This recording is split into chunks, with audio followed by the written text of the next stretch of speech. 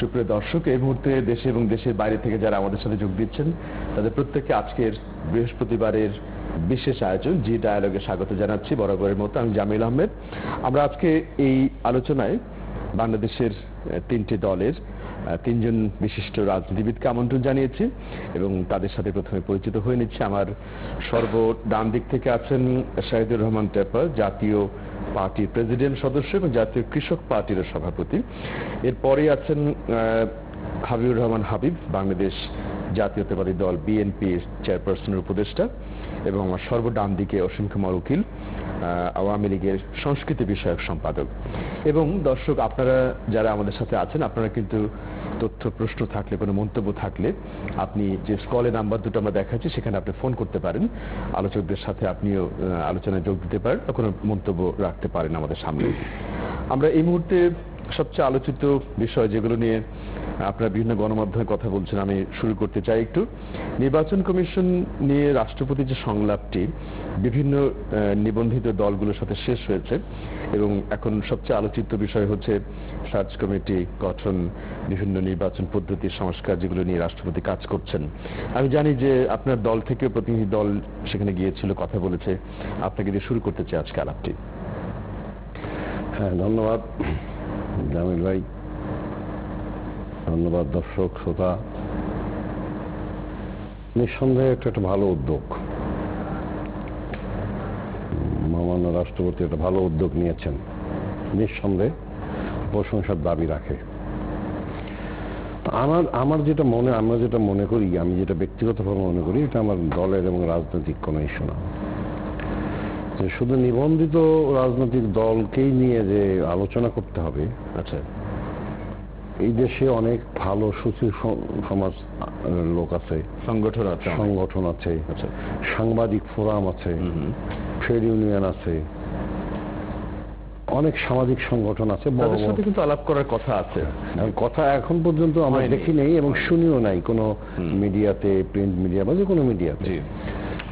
এখন নাই বা করলো, কিন্তু আমি যেটা আশা করব যে এই লোক দেখানো কথা, লোক দেখানো আলোচনা, প্রত্যেকদিন টেলিভিশনে সবার চেহারা দেখানো, এটা যদি সত্যি সত্যি এটাকে সঠিকভাবে করা যায়, সত্যি সত্যি এটাকে মানে ওনার যে উদ্দেশ্য যদি সঠিক থাকে, ভালো থাকে, শক্তিশালী করার ইচ্ছা যদি থাকে, তাহলে এই সম্ভব।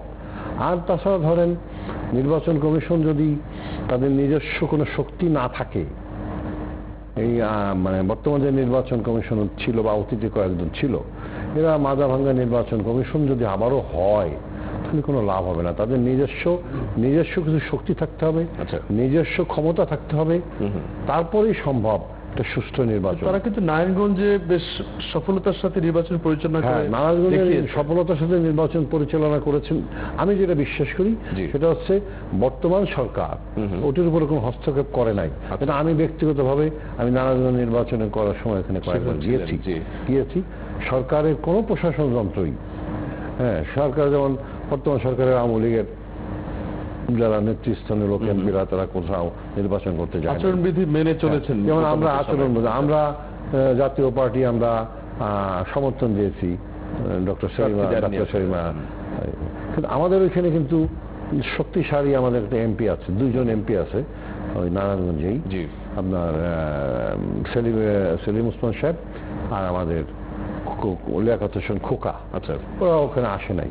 আমরা যারা ঢাকার থেকে আমাদের স্থানীয় যারা নেতা কর্মীরা আছে তারা কাজ করছে, কিন্তু সরকারের প্রশাসন যন্ত্র যেহেতু এটার উপরে হস্তক্ষেপ করে নাই, আমি বলবো এটা 100% নিরপেক্ষ নির্বাচন হয়। নির্বাচন কমিশনের ভূমিকা প্লাস সরকারের রোলটিকে আপনি দেখছেন।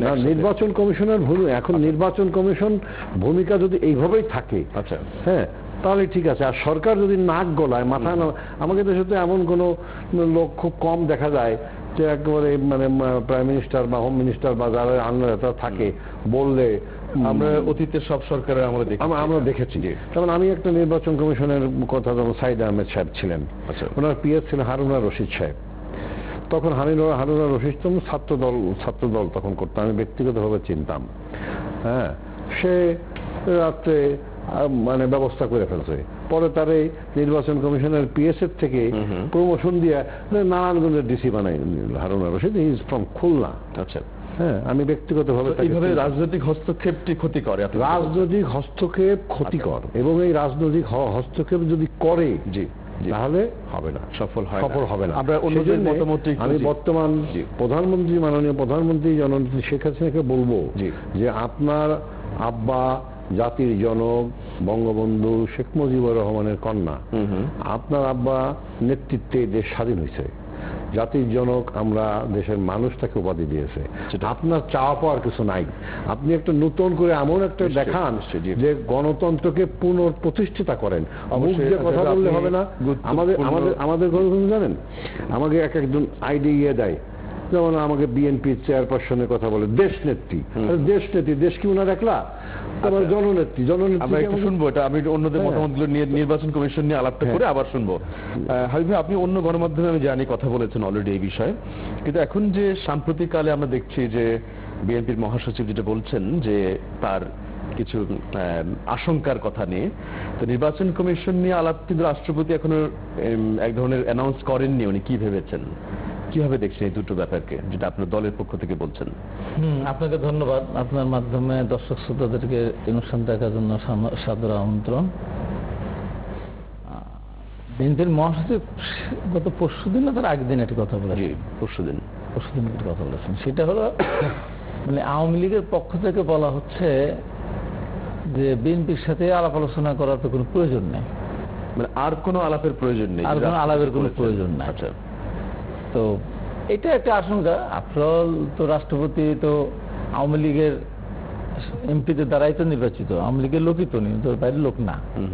সেটা আশঙ্কা করছে যে আওয়ামী লীগ তার উপরে প্রভাব বিস্তার করতে পারে, আচ্ছা, সেই কারণে বলেছে। কিন্তু রাষ্ট্রপতি কিন্তু গতকালকে ওনারা বলেছেন যে না, আলাপ আলোচনার মাধ্যমেই শক্তিশালী একটা সার্চ কমিটি গঠন হতে পারে নিরপেক্ষ, এবং তার নির্বাচন কমিশন শক্তিশালী হওয়া উচিত বা সম্ভব।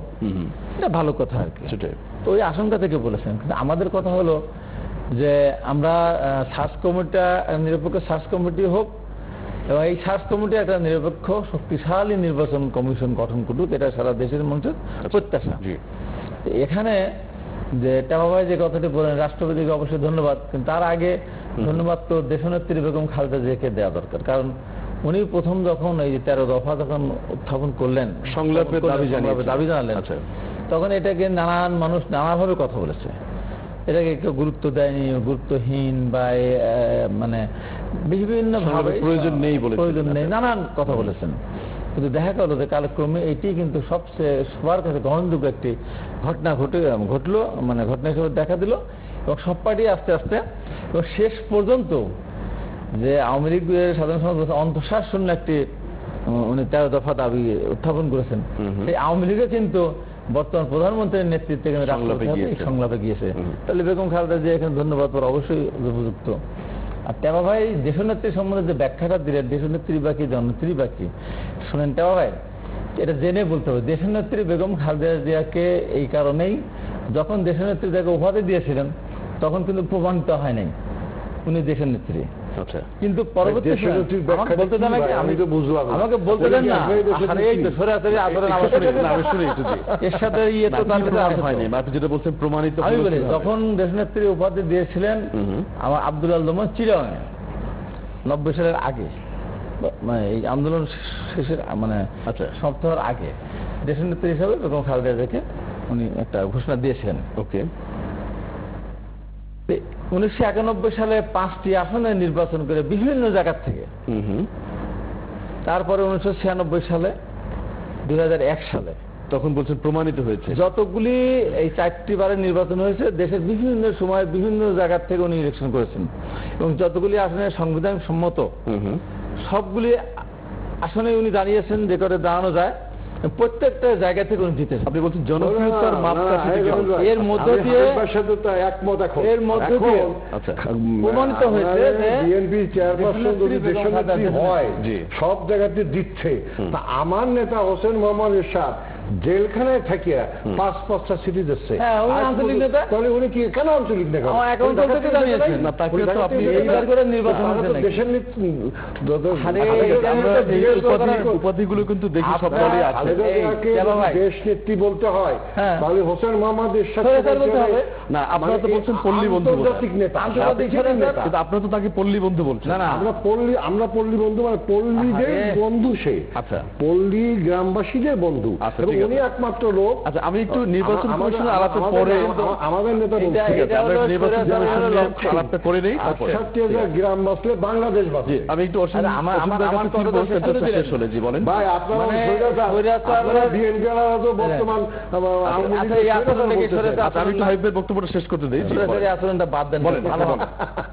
না, আপনি শেষ করেন, হাবিব শেষ করেন। জি। যাতে এইভাবে যে আমার প্রত্যাশা যত নির্বাচন কমিশন আলোচনা নিয়ে। সমালোচনা যা হোক না কেন, রাষ্ট্রপতি দৃঢ়তার সঙ্গে আচ্ছা, উনি একটা নিরপেক্ষ সার্চ কমিটি গঠন করার মধ্য দিয়ে জি, একটা শক্ত সামর্থ্য মেরুদণ্ড আপনি ওয়ালা আশাবাদী তো এখন পর্যন্ত। এরকম ধরনের একটা নির্বাচন কমিশন গঠন করুক, যে নির্বাচন আমি কমিশনের এটা মধ্য প্রশ্ন দিয়ে নিতে আগামী দিনে চাইছি, একটা হাবিব ভাই, নির্বাচন হতে পারে, আপনার সেন্টেন্সটা শেষ হলে। জি, নির্বাচন হতে পারে। জি। তার সেই সাথে একটি কথা বলি যে নির্বাচন কমিশন যত শক্তিশালী হোক না কেন, জি, সরকার যদি না চায় সেই নির্বাচন কমিশন কোনোভাবেই তার কার্যক্রম সঠিকভাবে চালাতে ধন্যবাদ হাবিব ভাই। আমি পারবে না, বাধাগ্রস্ত হবে। একজন দর্শককে বেশ কিছুক্ষণ অপেক্ষমান রেখেছি। আপনি আমাদের সাথে আছেন। হ্যালো, কে বলছেন? হ্যালো, বলছি গ্যান্ডারিয়া থেকে। গ্যান্ডারিয়া থেকে, বলুন। জি, আমি বিএনপির নেতা যে হাবিবুর রহমান সাহেব আছেন, ওনার সাথে একটু কথা বলছি। জি, শুনছেন উনি, বলুন। বলেন যে হাবিবুর রহমান সাহেব, আপনার কাছে আমি একটা প্রশ্ন রাখতে চাই। বলেন। যে আপনি যে বললেন যে খালেদা জিয়াকে ধন্যবাদ দেওয়া উচিত, এবং এটাও বললেন যে রাষ্ট্রপতি হামিদুর রহমান সাহেব উনি আওয়ামী লীগের লোক। আব্দুল হামিদ সাহেব। জি, আব্দুল হামিদ সাহেব আওয়ামী লীগের লোক।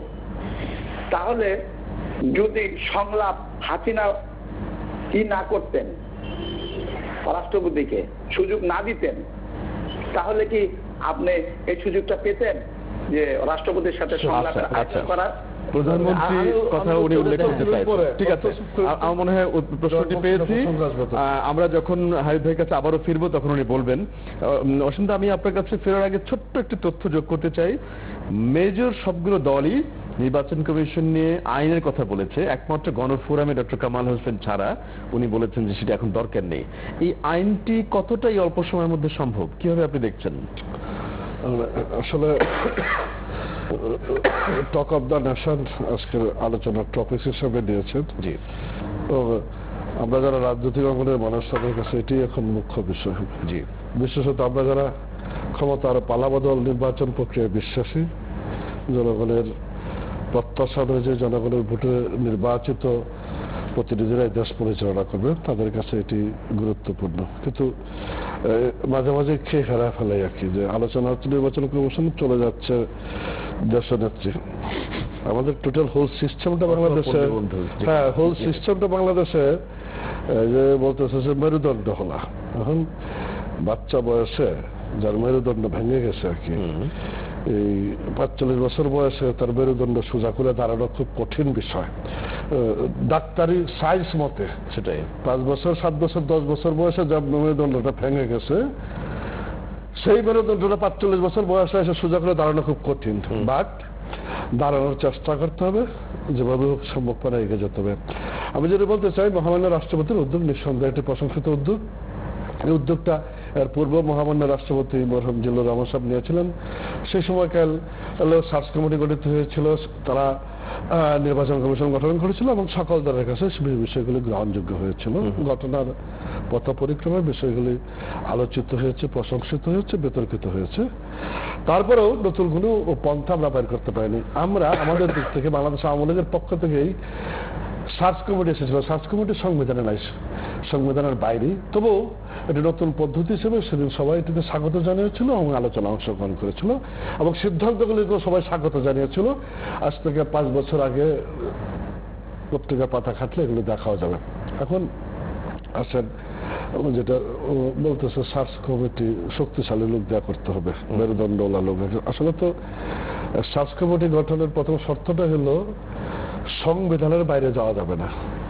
আমরা যে সিদ্ধান্তই নেই না কেন সংবিধানকে সমুন্নত রেখে, সংবিধানকে বিতর্কের ঊর্ধ্বে রেখে আমরা সামগ্রিক সিদ্ধান্তগুলি গ্রহণ করব। এবং সেই সার্চ কমিটিগুলি যাদের দ্বারা গঠিত হয় তারা সবাই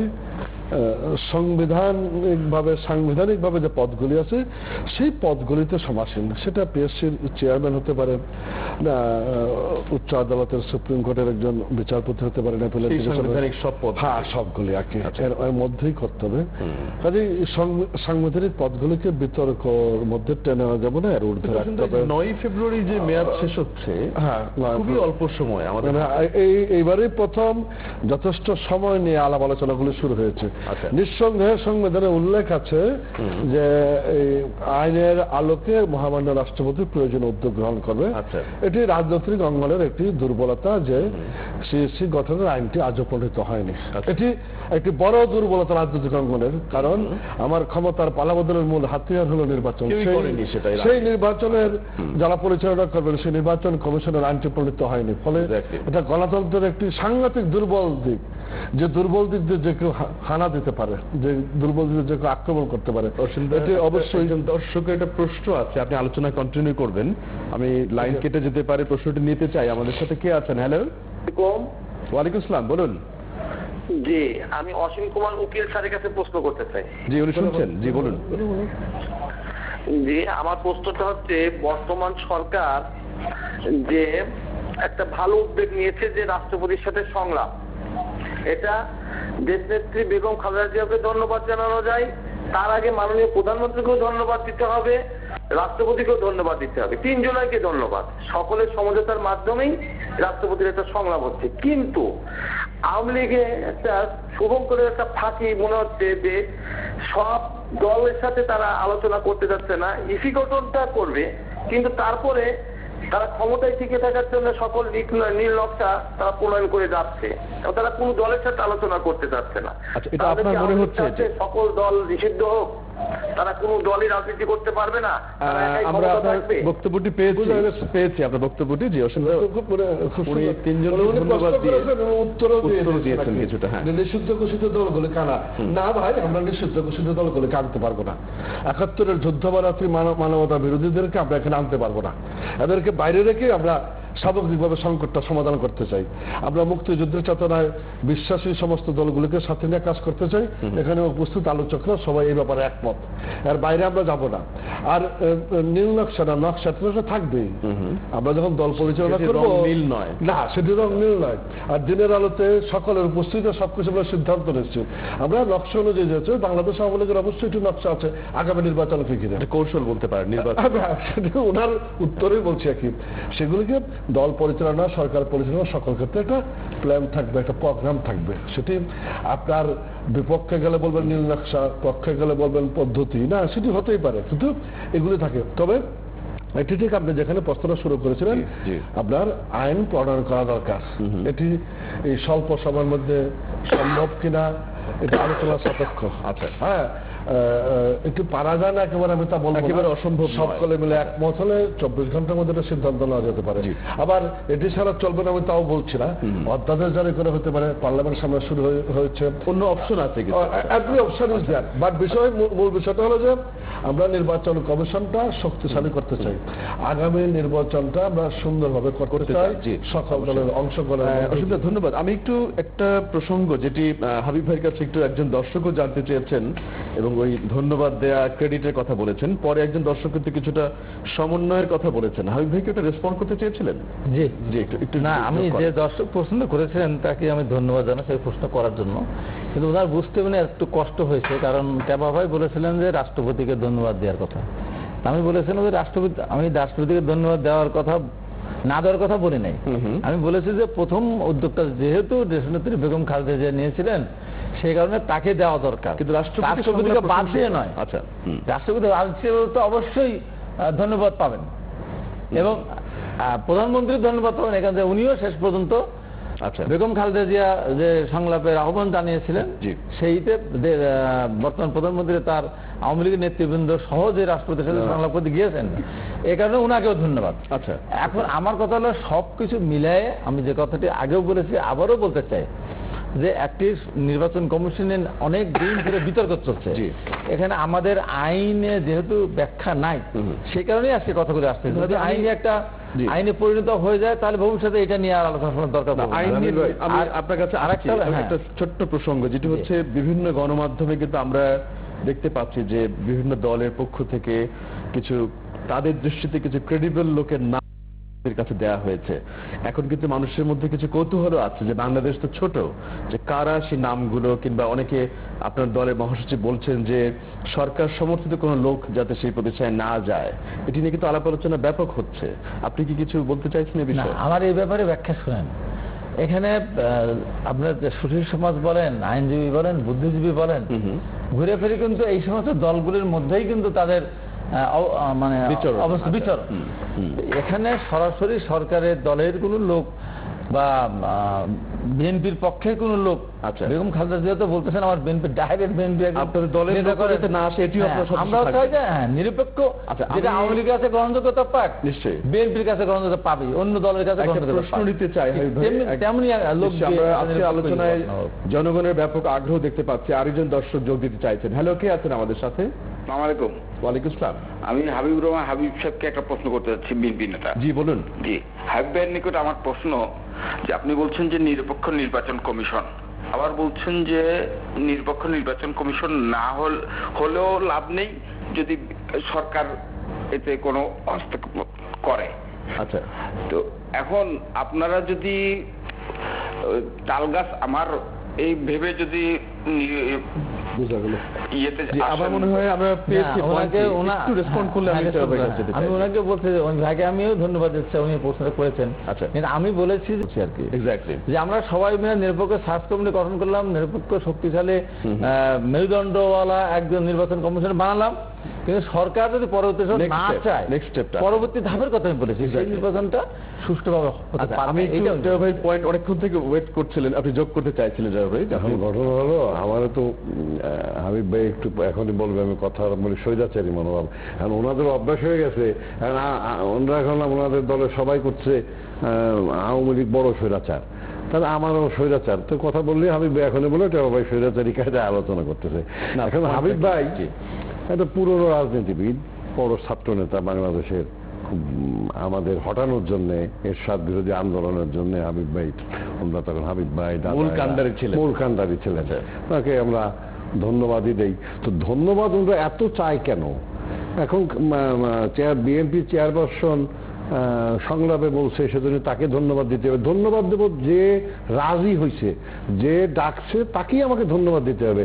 তো সবাই তো আমার দলের চেয়ারম্যান হোসেন মোহাম্মদ এরশাদে বলছে সংলাপ হওয়া উচিত, আলোচনা হওয়া উচিত। ধন্যবাদ, এত ধন্যবাদ যদি এত সস্তাই হয়ে যায় তাহলে আর ধন্যবাদের কোনো দরকার নেই। সুশীল সমাজের কথা বলেছেন, সেটা কিন্তু বারবার আসছে। হ্যাঁ, এখন সুশীল সমাজ, আপনি একটা জিনিস বলছেন, শুধু রাজনৈতিক নেতারাই কি দেশের লোক? অন্য পেশাজীবী আছে, সাংবাদিক আছে, শুধু আইনজীবী আছে, শিক্ষকরা আছে, তারা আছে, তাদের সাথে আলোচনা করতে পারে। আর আমার দাদা অসীম দাও অনেক বড় রাজনীতিবিদ। এখন আওয়ামী লীগ আর বিএনপির কিছু ভালো গুণ আছে, যে কিছু দেখলে যে ভিক্ষে চাইনে মাজুর মা, তারপর একটু বললাম না। এখন এই সংলাপ যদি সুন্দর হয় তাহলে এটা সংবিধানে, অসীমদা বলছে, আমরাও জানি সংবিধানে রাষ্ট্রপতির কোনো ক্ষমতা নাই নির্বাচন কমিশনের পুনর্গঠন করা ছাড়া, আলোচনা কারোর সাথে করে রাষ্ট্রপতির কোনো ক্ষমতা নাই। প্রধানমন্ত্রী আলাপ করে করতে হবে, কিন্তু উনি পরামর্শ করবেন। কিন্তু তা না বলে আমার অসীমদা বলতেছে যে সংবিধানের বাইরে।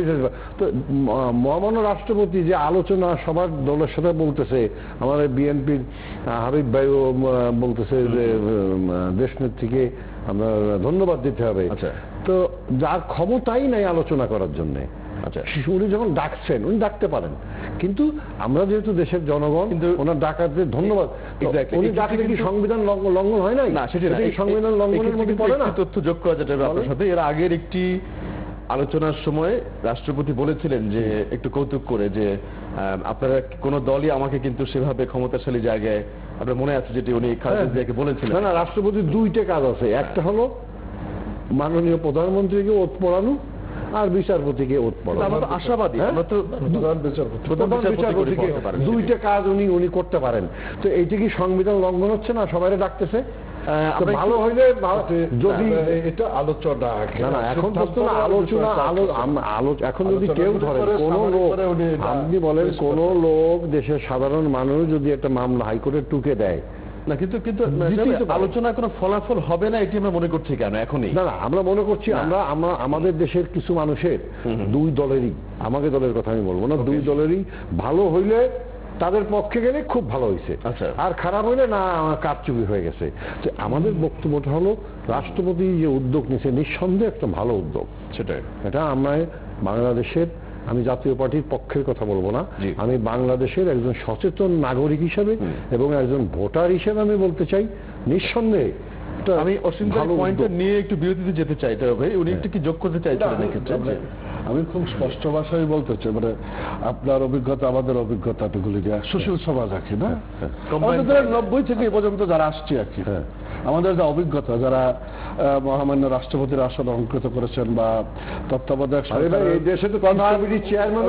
তত্ত্বাবধায়ক সরকারের প্রধানের পদ যারা অলঙ্কৃত করেছেন, তাদের মধ্যে সুশীল সমাজের প্রতিনিধিত্বকারীরা ভালো করেছেন না রাজনীতির দীক্ষা নিয়ে বেড়ে ওঠা মানুষগুলি ভালো করেছেন? আমি স্পষ্টতই বলবো যারা রাজনৈতিক অঙ্গন থেকে বড় হয়ে মহামান্য রাষ্ট্রপতি পদ অলঙ্কৃত করেছেন তারা তুলনামূলক বিচারে অনেক ফলাফল পেয়েছেন। আর সুশীল সমাজ, আমি একটা নিউমারিক্যাল এক্সাম্পল দিই।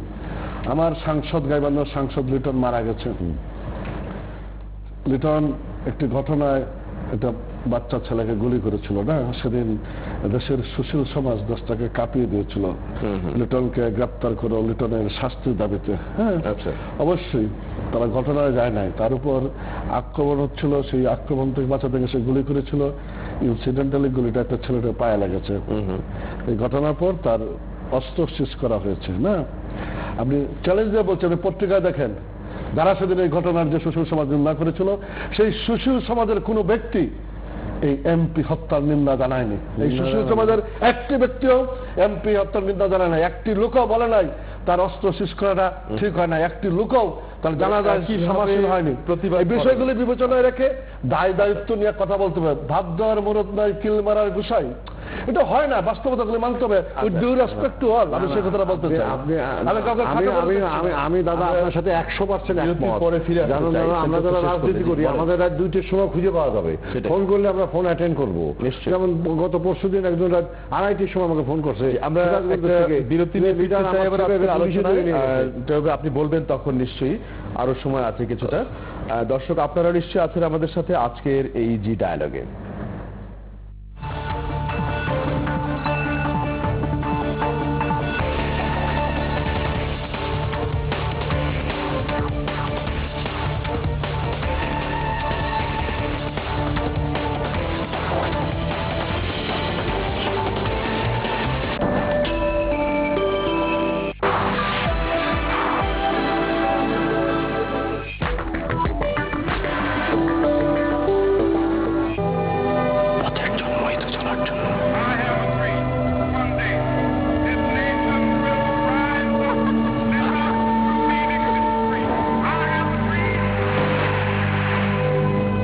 জন্মই তো চলার জন্য।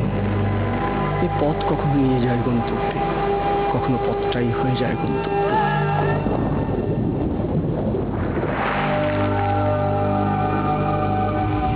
কেউ খোঁজে পথের দিশা, কেউ এই পথেই খুঁজে পায় নিজেকে। এ পথে কেউ হারাবে, কেউ এ পথেই জিতবে।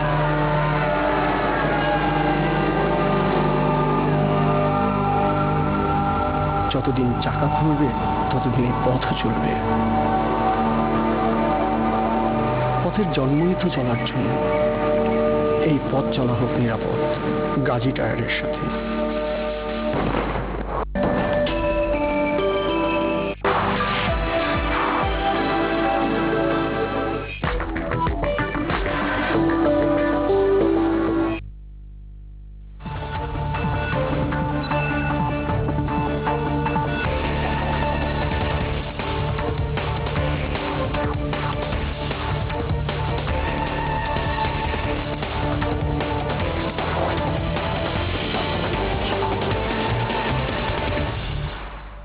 আমরা আবার ফিরে এলাম আজকের জি ডায়ালগে। বিরতির পরে আমরা মূলত একটা বেশ ইন্টারঅ্যাক্টিভ আলোচনা দেখছিলাম নির্বাচন কমিশন নিয়ে।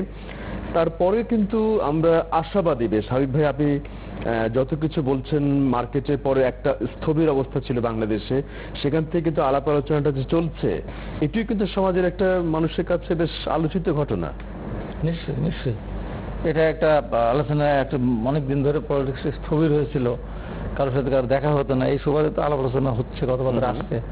তা আমি টেওয়া ভাইয়ের কাছে, টেওয়া ভাইয়ের গায়ে কি কোনো মানে কিছু কি দিয়ে ফুটা টুটা করা হলো নাকি? খালি কথাবার্তা উল্টার দিকে নিয়ে যায়, সরাসরি আচরণ এখন তার বন্ধ হলো না। আমি তো বলেছি, অসীমদার সাথে আমি একমত, যে এই দেশের সুশীল সমাজ তারা বিভিন্ন ভাবে বিভিন্ন দলের ভিতরে তারা বিচরণ করতে। যেমন ঢাকা বিশ্ববিদ্যালয়ের শিক্ষক সমাজে লাল দল, নীল দল, সবুজ দল, হলুদ দল কেন হয়? আইনজীবী ফোরামের 3-4টা প্যানেল হয় কি করে? এসব, তারপরে সাংস্কৃতিক জোট, সাংস্কৃতিক জাতীয়দের সাংস্কৃতিক দল কেন, রাসার কেন, এসব মিলায় এর ভিতরেই তারা আছে এবং তাদের কোনো সাজেশন থাকলে এখানে এর মধ্যে দিয়ে বেড়ে আসবে। আর যে কথাটা বারবার সে বলার চেষ্টা করতেছে, রাষ্ট্রপতি যদি আলোচনা করে থাকেন বিভিন্ন দলের কাছে, হ্যাঁ সংবিধানে নাই আলোচনা, ভালো জিনিসের জন্য যদি রাষ্ট্রপতি আলাপ করে থাকেন, ভালো কিছুর জন্য তো করতেছে, খারাপ কিছুর জন্য তো না। সেটার ব্যাপারে আপনার বারবার আপনার গায়ে লাগছে যে সংবিধান না, অসীমদা না বলে, অসীমদা বলছে না, ঠিক আছে, অসীমদা বলেছে সংবিধান, এই যে আবার আচরণ একবারে এরকম আচরণ। অসীমদা বলেছেন হ্যাঁ সংবিধানের বাইরে যাওয়ার কোনো সুযোগ নেই। এই আলোচনার বিষয়টা যেটা, এটা আলোচনা করাটা সংবিধান ভঙ্গ হয়ে গেলে এমন তো কিছু না। যে কথাটা হলো যে আমাদের সংবিধানে এটা আইনে এখন যেমন অনেক দল, বিএনপি যেমন বলেছে, বর্তমান যে সংসদ, এই সংসদ তো আসলে মাননীয় প্রধানমন্ত্রীর কথাটাও হয়েছে যে এই নির্বাচন আগামী দিনে আমরা আর কোনো বিতর্কিত বা ওই ধরনের কোন নির্বাচন চায় না, সবার কাছে নির্বাচন চায়। এই সংসদে যেহেতু অনেক দলের প্রতিনিধি নাই, বাংলাদেশের অন্যতম বৃহত্তর একটা দল বিএনপিও নাই, তাছাড়াও এই কয়েকদিনের ভিতরে সংসদে আলোচনা করে আইন প্রণয়ন করা সম্ভব না, যেই জন্য এবার সবাই মিলে একটা সুন্দর আইনের ক্ষেত্রে আপনার রিজিড না, তো আপনার না আইনের ক্ষেত্রে আমরা হ্যাঁ একটা সার্বভৌম সংসদ হলে সেখানে আলোচনা করে আগামী দিন হয়, এটা আমরা আগামী আইন অবশ্যই দরকার। আগামী একটা সার্বভৌম নির্বাচন হোক, এই সুন্দর একটা নির্বাচন কমিশন গঠনের মধ্যে দিয়ে সেই সংসদে এসেই যেন সবাই মিলে আমি আগামী দিনে নির্বাচন কমিশন গঠনের ক্ষেত্রে আর যেন বারে বারে বিতর্কিত হতে না হয়। আমি একটা সেটা যোগ করতে চাই আপনার অনুমতি নিয়ে। বিশেষ করে এটি কিন্তু আওয়ামী লীগের প্রস্তাবনার পরেই গণমাধ্যমে সবচেয়ে বেশি এসেছে, যে ভোটিং সিস্টেমের আধুনিকীকরণ, বিশেষ করে ইলেকট্রনিক পদ্ধতি। এটি নিয়ে কি আপনারা কোনো আলাপ তুলেছেন? এটা নিয়ে আমরা আলাপ আলোচনা শুনি না, এটা নিয়ে এখনো বাংলাদেশে, কিন্তু আপনি রিঅ্যাক্ট করেছেন আলোচনা। আমরা রিঅ্যাক্ট করছি এই কারণে যে বাংলাদেশে এখন ওই সিস্টেম রাতারাতি যদি এটা করতেছেন, দু এক জায়গায় পরীক্ষা নিরীক্ষা চলতেছিল, সেটা কিন্তু বন্ধ হয়ে গেছে। কিছু কিছু জায়গায় যেমন চিরাং হয়েছিল, নারায়ণগঞ্জে হওয়ার কথা ছিল, দু একটা জায়গায় হয়েছে, করতে গিয়ে ব্যর্থতা সৃষ্টি হয়েছে, যে কারণে কারচুপি হয়েছে এমন কোনো নেই বাংলাদেশে। এখনো তো আমরা ওইভাবে পরীক্ষা দিতে এখনো পারি নাই। এখনো আমাদের দেশে ভোট দেখা গেল সন্ধ্যা পর্যন্ত, মানে বিকাল 5টা পর্যন্ত 2000 ভোটের ভিতরে 1300 ভোট কাস্ট হলো, অনেক সময় দেখা যায় গুনার পরে হলে 1700 হয়ে গেছে। এরকম হতো আমরা নারায়ণগঞ্জ দেখলাম।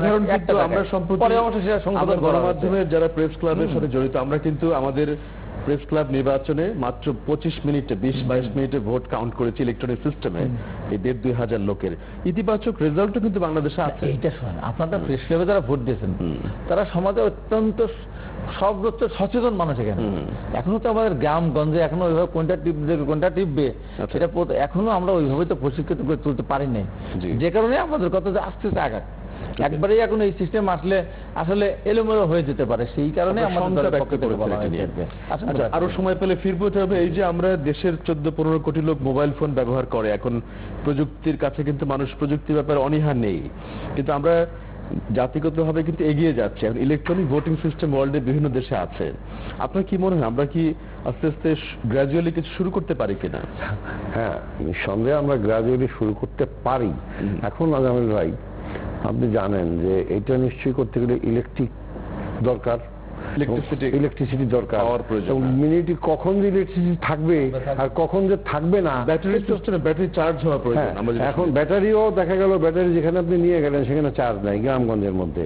হ্যাঁ, এটা আস্তে আস্তে যদি ইলেকট্রিকটা সারা, যেমন পৃথিবীর আমাদের দেশে বাদে আর কোথাও কিন্তু কারেন্ট যায় না, আমাদের পাশের দেশে কিন্তু যায় না, পরিমাণ কম। হ্যাঁ, এখন আমাদের দেশে অনেকটা বিদ্যুৎ মানে কম যায়।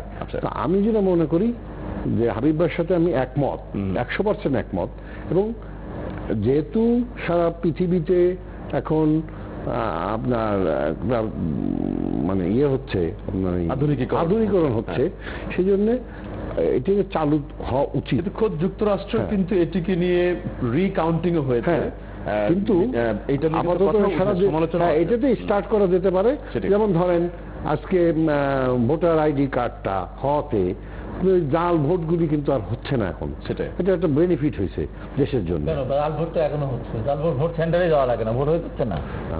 এখন আপনি আগে কি করতো, আপনি হাবিবুর রহমান আর একজন নিয়ে আমি হাবিবুর রহমান হয়ে গেলেন। এখনই যেটা বলছেন ভোটার আইডি কার্ডের প্রয়োজন নেই, এটা কি সেটা তো আপনি ভোট কার্ডই নিয়ে দিয়ে দিলেন, সেটা ভিন্ন জিনিস। কিন্তু যদি জেনুইন নির্বাচন হয়, যদি জেনুইন নির্বাচন যদি আপনার হয় তাহলে তাই না, সেটা ভালো জিনিস। আমি একটু একজন প্রশ্ন রাখতে চাইছেন, 1.5 কোটি ভোট, 1.5 কোটি ভোট আপনি বলবেন, আমি একটু প্রশ্নটা নিতে চাই। 3 জায়গায় 4 জায়গায় ভোট। আচ্ছা ভাই প্রশ্ন আছেন আমাদের সাথে। হ্যালো, একটু প্রশ্নটা নিচ্ছি। জি হ্যালো, কে আছেন আমাদের সাথে? জি, আমি সিলেট থেকে অনুভব বলছি। জি বলুন। আচ্ছা, আমি প্রায় বিশেষত হাবিব সাহেবের কথা শুনি যে এরশাদ সাহেব স্বৈরাচার। হ্যাঁ, আমার জানতে ইচ্ছে করে যে এরশাদ সাহেব একাই স্বৈরাচার ছিল নাকি মওদুদ আহমেদ, শাহ মুয়াজ্জেম হোসেন, কাজী জাফর যারা ছিলেন তারাও স্বৈরাচার? রাজনীতিতে আরো স্বৈরাচারী ভূমিকায় কেউ আছেন কিনা মিস্টার হাবিব? ধরেন আপনার একটা ট্রেনে বগি থাকে 60টা, ইঞ্জিন থাকে একটা, ইঞ্জিন বগিগুলোকে ট্রেনে যেদিকে নিয়ে যায় ইঞ্জিন, আমার কথা হচ্ছে এই যে স্বৈরাচার নমুনা। আচ্ছা বলেন, ইঞ্জিনের 7টি বগি, আচ্ছা ইঞ্জিনের সাথে একটা ইঞ্জিনের 60টা বগি টানতে পারে। ইঞ্জিন বিকল হয়ে গেলে বগির কোনো কাজ নাই। আচ্ছা, ইঞ্জিন যদি তেড়াবেড়া হয় না, মানে ইঞ্জিনের যদি গতিপথ যদি পরিবর্তন না হয় তাহলে বগিগুলোকে ঠিক রাখা আমাদের। কি বোঝাতে চাইছেন আপনি? আমি বোঝাতে চাই যে এরশাদ হলো ইঞ্জিন, আচ্ছা, আর এরা যারা ছিল এরা হলো বগি।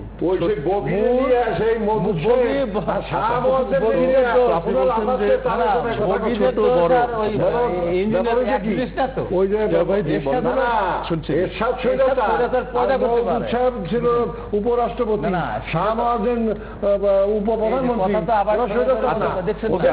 অন্যদিকে আমরা একটু নির্বাচন কমিশনের আলোচনায় ফিরে আসি। বলেন।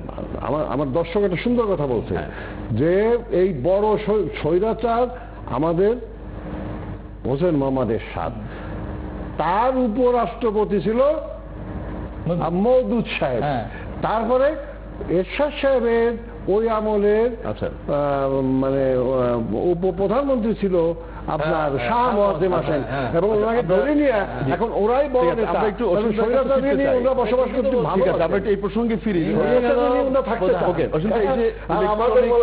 ইলেকট্রনিক ভোটিং মেশিন নিয়ে যে কথাটা উঠেছে, আমরা বসে আপনাকে চাইতে কম আমরা একটু শুনি, বাংলাদেশ আওয়ামী লীগের প্রতিনিধি দল মাননীয় প্রধানমন্ত্রী শেখ হাসিনার নেতৃত্বে মহামান্য রাষ্ট্রপতির সাথে দেখা করে যে 23 দফা দাবি পেশ করেছে, তার মধ্যে উল্লেখযোগ্য বিষয়গুলো না, 13 দফা বিএনপির পক্ষ থেকে 10, বিএনপির 13, আমাদের দিক থেকে 10। সেটি না, মূল বিষয়গুলোর মধ্যে এটা একটি অন্যতম। আমরা আসলে মানে এটা ডিজিটাল পদ্ধতি বলি, অনলাইন বলি না, কম্পিউটারাইজ সিস্টেম বলি, কিন্তু আধুনিক বিজ্ঞানের অবদান। কিন্তু ভীতি বা অনীহা যেগুলো নিয়ে, সেগুলো নিয়ে কি চিন্তা করেছে? প্রথম যখন 96-এ কম্পিউটারটা বাংলাদেশে ইউজ করা শুরু হলো, তখন অনেক সরকারি কর্মকর্তা বলছে এটা একটি আধুনিক টাইপরাইটার মেশিন। আচ্ছা, আর আজকাল ফোন, আইফোন, মোবাইল ফোন, ফোনের ভিতরে যুগান্তকারী পরিবর্তন সারা পৃথিবীটার ভিতরে। এটা নিয়ে আলোচনা করা যাবে না, আমি তা বলছি না, কিন্তু অস্বীকার করার কোনো বিষয় নাই। হ্যাঁ, পদ্ধতি নিয়ে কারো ভয় থাকতে পারে, ত্রুটি নিয়ে কেউ কথা বলতে পারে, আবার প্রয়োগ নিয়েও আমরা আলোচনা করতে পারি, সবকিছু এখন করতে হবে, কিন্তু আলটিমেটলি সিস্টেমটার মধ্যে যেতে হবে। যখনই একটা পদ্ধতি, যখনই টেন্ডার অনলাইনে যাচ্ছে, তখন টেন্ডার নিয়ে যে দুর্নীতিটা কমে যাচ্ছে। হ্যাঁ, আবার সামগ্রিকভাবে যখন অ্যাডমিশনটা অনলাইনে অ্যাডমিশন হচ্ছে, তখন ব্যাকডোরে অ্যাডমিশন গুলো বন্ধ হচ্ছে। রেজিস্ট্রেশনের ফলে এখন আমার কি কমে গেছে, আমার ভোটার আইডি কার্ড সেটি এখন স্মার্ট কার্ড হয়েছে, সামগ্রিকভাবে ডেভেলপ করেছে।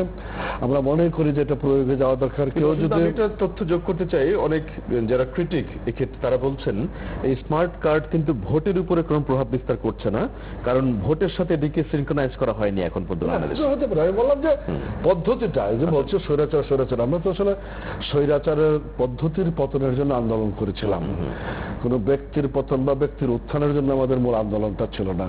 আমরা মনে করি 91 পর থেকে গণতান্ত্রিক পদ্ধতিতে নির্বাচন হয়েছে, সেক্ষেত্রে আমাদের আন্দোলনটা সফল হয়েছিল। ব্যক্তিগতভাবে আমি বলছি তো ব্যক্তিগতভাবে ধন্যবাদ দেওয়ার ব্যাপার নাই, মহামান্য রাষ্ট্রপতি যে টেবিলে বসেছে সে টেবিলটা ধন্যবাদ দেওয়ার হবে যে সবাই মিলে আমরা বসতে পেরেছি। আলটিমেট রেজাল্টটা কি সেইটার মধ্যে আমরা করতে চাই। হ্যাঁ, আমরা একটা সুন্দর কাজ সমাধান করতে চাই, আগামী নির্বাচনটা আমরা সুন্দর করতে চাই, নির্বাচন কমিশন শক্তিশালী করতে চাই। একটা তথ্য দাদা, আপনারা যেটা বলছেন যে আওয়ামী লীগের পক্ষে না গেলেও আপনারা মেনে নেবেন, এগুলি তো বলেছে। শুনেন, কথার কথা না, আমরা এই জায়গাগুলিতে আমরা কনসেন্ট্রেট করতে চাই। জায়গাটা আমরা জায়গাটা ওই যে নির্বাচনকালীন সরকার ওনারা বলতেছেন একটা সুন্দর বাংলা বের করেছে সহায়ক সরকার। সহায়ক সরকারের বিষয়টা আমাদের প্রস্তাবনা খুব স্পষ্ট আছে। নির্বাচন রিলেটেড সবকিছু বিষয় নির্বাচন কমিশনের হাতে চলে যাবে। ওকে, সরকার থাকবে রুটিন ওয়ার্ক করার জন্য।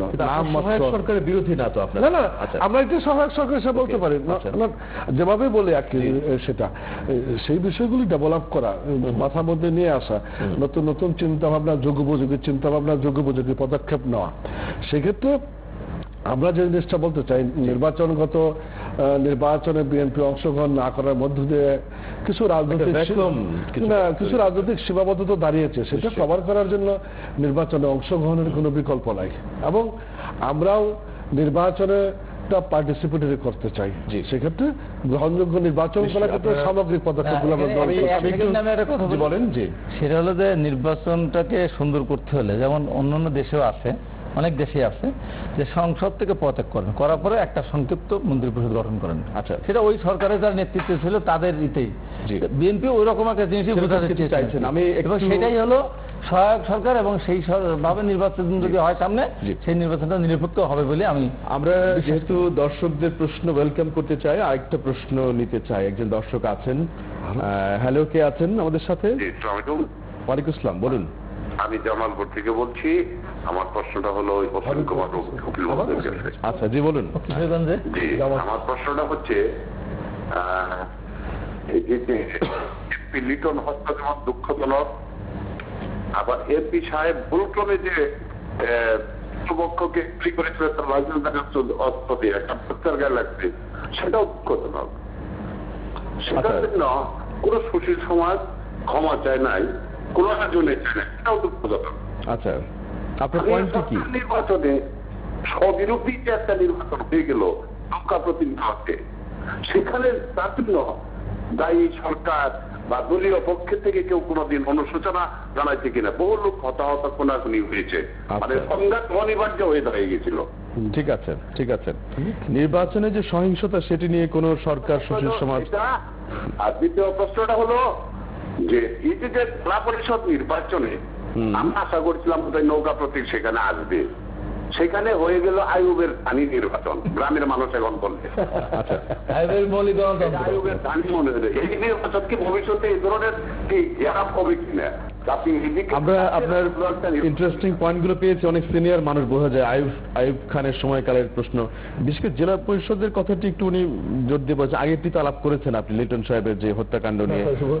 নির্বাচনে সহিংসতা কারো কাছে প্রত্যাশিত নয়, কিন্তু ৭৫-এর 15ই আগস্ট বঙ্গবন্ধুর রক্তের উপর দাঁড়িয়ে বাংলাদেশের যে নির্বাচনের প্রক্রিয়া শুরু হয়েছিল, সেটা হুন্ডা গুন্ডা ডান্ডা মিডিয়া কু না, এই প্রক্রিয়া, সেই প্রক্রিয়া থেকে বেরিয়ে আসার জন্য আমাদের আন্দোলন লড়াই সংগ্রাম। সেক্ষেত্রে আপনি জামালপুরের আপনার জেলা পরিষদের নির্বাচনের তিক্ত অভিজ্ঞতা নিয়ে আপনি কথা বলছেন, সেটুকু আমি বুঝি। জি জি। আবার এটাও আপনাকে বলি, আমরা যারা ছাত্র রাজনীতিতে ছিলাম, আমরা যত অস্ত্র চোখের সম্মুখে দেখেছি, তত অস্ত্রের নাম জানেন আজকের ছাত্র নেতারা। উত্তরণ কিন্তু সেই পর্যায়ে হয়েছে। আমাদের প্রত্যাশা ছিল 90-এ সন্ত্রাসমুক্ত শিক্ষাঙ্গন কিন্তু সন্ত্রাসমুক্ত হয়েছে। আমরা অগ্রসর হচ্ছি, কিন্তু রাতারাতি বিপ্লব করার মতো জায়গায় আমাদের একদলীয় ভাবে নির্বাচন, এটা তো আসলে জেলা পরিষদের তো এসে নির্বাচন হয় না রে ভাই, এটা তো আওয়ামী লীগের কয়জন লোকে দায়িত্ব দিয়ে উপমন্ত্রী পদটা দিয়ে টাকা ইনকাম করার একটা ব্যবস্থা করে দিচ্ছে। আর ইউনিয়ন পরিষদে যে আপনি দায়িত্ব নিয়ে বলছেন? আমি দায়িত্ব নিয়ে বলছি। আচ্ছা, কারণ এই টাকা যাদের দেবে ওরা বেতন পাবে, সেই টাকা কার? আমার টাকা, আপনার টাকা, সবার টাকা। আচ্ছা, এই টাকা নেওয়ার অধিকার তো তাদের নাই। এক এরও ওই যে ভদ্রলোক বলছে, আমি আপনাকে আগেও বলছি, এইখানে আইয়ুব খানের সময়কালে আইয়ুব খানের যে মৌলিক গণতন্ত্র, সেই গণতন্ত্র রূপায়ণ করছে। তো এখন আপনি এটা হিসাব করেন, আইয়ুব খান মৌলিক গণতন্ত্র মেম্বাররা তো জোর করে হতে পারছে না। এখন আইয়ুব খানকেও কিন্তু স্বৈরাচার বলা হয়। আমার জানা মতে আমি অনেক জায়গা জানি, অনেক জেলায় জানি, মেম্বাররা যে ইলেকশনের সময় টাকা ইনকাম মানে খরচ হয়েছিল, তাদের ইনকাম হয়ে গেছে। এটি আসলে স্থানীয় সরকারের কোনো কন্ট্রিবিউট করেনি আপনি মনে করছেন? স্থানীয় সরকারে কোনো কন্ট্রিবিউট করেনি? জেলা পরিষদ, লোকাল গভর্নমেন্টের একটা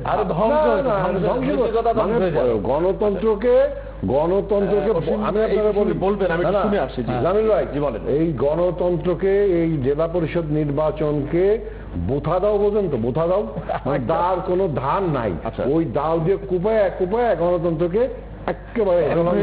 পয়েন্টটা কি এই ক্ষেত্রে জেলা পরিষদ? আমার পয়েন্ট হলো যে এই যে জেলা পরিষদ নির্বাচনে যে তামাশা করলো আর যে নৈতিকতার অবক্ষয় করলো, আমার মনে হয় যে এই বাংলাদেশে এই জেলা পরিষদ নির্বাচন করতে গিয়ে যে টাকা পয়সাগুলো খরচ হলো আর যে তামাশা দুর্নীতির বীজ আরো রোপণ করলো, এর বিচার কিন্তু বাংলাদেশের মাথা একদিন করবে। এটা একটা তামাশা। এবং 50% লোক এখানে এই মানে পৌরসভা, উপজেলা এবং এই যে ইউনিয়ন পরিষদ নির্বাচনের চেয়ারম্যান নির্বাচন হয়েছে, এর ভিতরে মিনিমাম 50 থেকে 60% মেয়র, উপজেলা চেয়ারম্যানরা দুর্নীতির মাধ্যমে তারা দায়িত্ব পেয়েছে।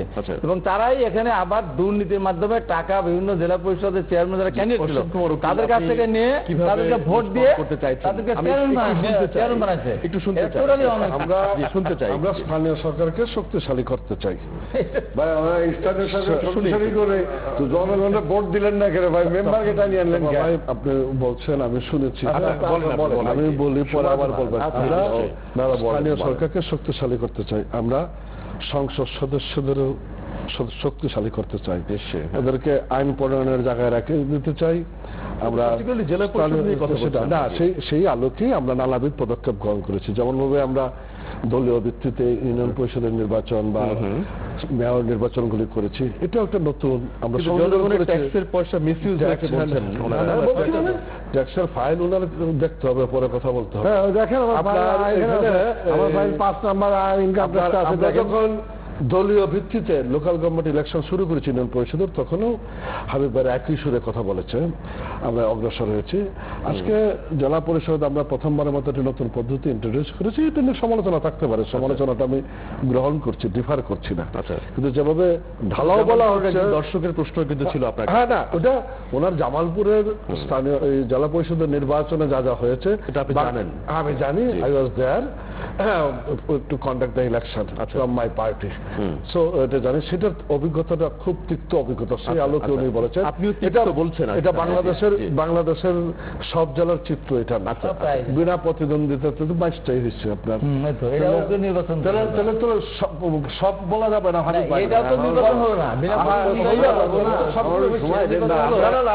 শেষের দিকে একেবারে না, সেখানে আমরা জায়গাটা করেছি। হ্যাঁ, শেষ করলে যেদিন আবার দায়িত্ব গ্রহণ করবে একই আরো ভালো নির্বাচন, জেলা পরিষদকে নতুন করে ঢেলে সাজাবে। ঠিক আছে, হাবিব ভাইরা আরো ভালো করে সাজাবে, আমি অসুবিধা নাই। একেবারে আমাদের একটি পদক্ষেপকে নিঃসন্দেহে, আপনি তো আমাদের পার্টনার, আর কি সরকারের পার্টনার, সেখানে তো কিন্তু সমালোচনা করতে পারবেন তো? সমালোচনা তো করা যাবে, সমালোচনা একেবারে শেষের দিকে অনুষ্ঠান, আমরা নিশ্চয়ই সরকারি। একটু মন্তব্য বলেন। আমার কথাটা হলো এই যে জেলা পরিষদটা মানে কি একটা জেলার প্রতিনিধি, সেটা একমাত্র মেম্বারকে নিয়ে হবে, রেসপেক্টেড পজিশন। হ্যাঁ, এবং তখন কি গণতন্ত্র নষ্ট হয় নাই? না, তখন কি আমি আমার বাড়ি গোপালগঞ্জ, আমি কি গোপালগঞ্জের ভোটার না? আমি ভোটটা তো দিতে পারলাম না, আমার লোকটা ভোট দিতে পারলাম না।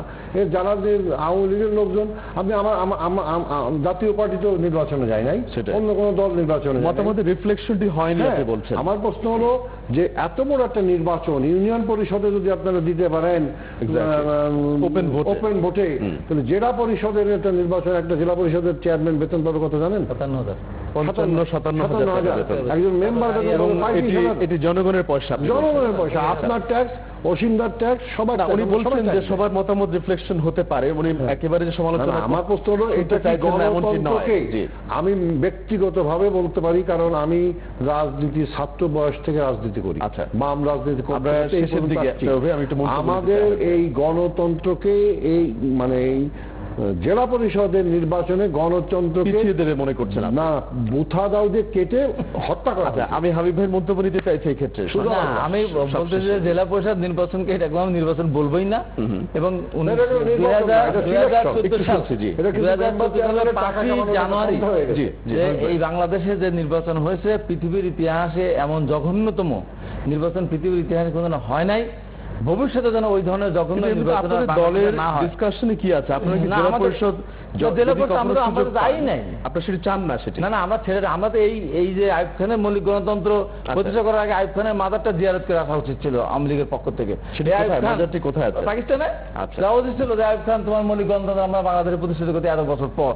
এগুলো ছেলে খেলা শোন, ক্ষমতায় থাকলে কি এত ছেলে খেলা করতে হবে? আজকে টোটাল দেশটা নিয়ে সবকিছু নিয়ে আজকে তামাশা চলতেছে, ছেলে খেলা চলতেছে, আমরা শেষের দিকে বিশ্ববিদ্যালয়গুলিতে চলতেছে। আমি যেতে পারছি না, সেখানে কোনো দল নাই। আমি একেবারে শেষের দিকে পয়েন্ট যোগ করবো না, 30 সেকেন্ড কিচ্ছু লাস্ট থেকে কোনো পয়েন্ট।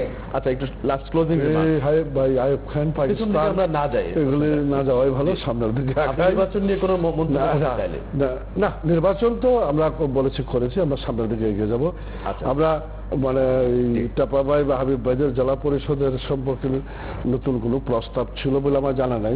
হয়তো আগামী দিনে প্রস্তাব হবে, সেই প্রস্তাবাবলী নিয়ে আমরা আলোচনা করব। আমরা আজকে নির্বাচন কমিশন নিয়ে যে আলাপগুলি করলাম, আমরা আগামী দিনে তার রিফ্লেকশন দেখতে চাই।